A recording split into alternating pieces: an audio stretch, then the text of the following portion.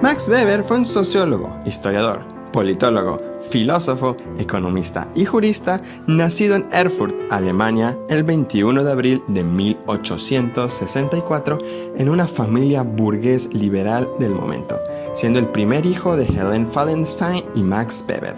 Con un padre jurista y destacado político, Max Weber tuvo la oportunidad de conocer a los protagonistas de la vida política y académica de la Alemania de fines del siglo XIX. Desde muy pequeño mostró interés por el estudio de la historia y la filosofía. Un ejemplo es que en 1877, a los 13 años, escribió unos ensayos sumamente cultos sobre la posición del emperador y del papa en la historia de Alemania, así como otro sobre los emperadores romanos, desde Constantino hasta las migraciones. Del mismo modo tuvo acercamiento con ideas de filósofos clásicos y modernos.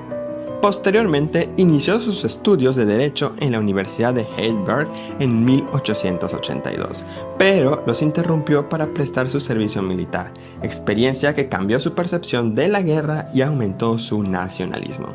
Al término de este, retomó sus estudios en Berlín y con una rutina de trabajo muy estricta, logró en 1886 su examen de referendar, es decir, pasante, lo que lo habilitó para impartir clases en la universidad.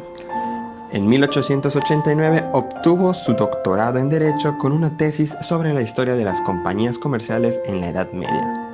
En 1891 completó su tesis de habilitación, el grado académico más alto, y ella era sobre la historia agraria de Roma.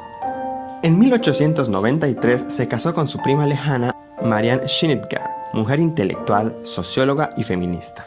En 1896 fue nombrado catedrático de Ciencias Políticas en la Universidad de Heidelberg. Durante su vida, Weber padeció de crisis nerviosas que en muchas ocasiones lo postraron en cama e interrumpieron su trabajo académico. Cuando se recuperaba de ellas, volvía a su labor intelectual, retomando sus estudios y sus conferencias. Redactaba publicaciones científicas y viajaba a diferentes partes del mundo. En 1903 renunció definitivamente a su cátedra y comenzó a trabajar en su obra, La ética protestante y el espíritu del capitalismo, la cual publicó un par de años después. Durante sus viajes por el mundo, Weber reflexionaba y pulía sus teorías e ideas con lo que veía. Entre 1911 y 1913 realizó una serie de escritos para la Enciclopedia de Economía Social Grundrisse der Sozialökonomik. Sin embargo, la Primera Guerra Mundial pausó su producción académica. Entre 1918 y 1920 sintetizó y sistematizó los escritos que había iniciado antes, logrando que se publiquen en la enciclopedia ya mencionada en el año de 1920. Sin embargo, el 14 de junio de ese mismo año, Weber murió por neumonía.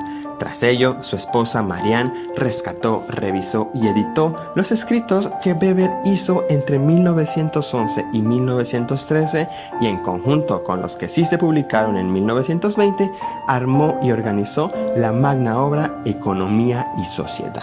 Aunque Max Weber nunca llegó a desempeñar un cargo político, el ejercicio de la política siempre estuvo entre sus intereses. Hacia su estudio orientó gran parte de su trabajo académico y su producción intelectual, la cual está influida por la realidad histórica de la Alemania de su momento.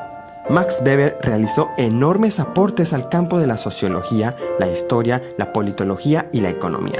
Entre sus obras más destacadas se encuentran La ética protestante y el espíritu del capitalismo, así como también Economía y Sociedad, la cual es considerada por el Dr. Francisco Gil Villegas como la obra más influyente del siglo XX en ciencias sociales, concretamente en sociología.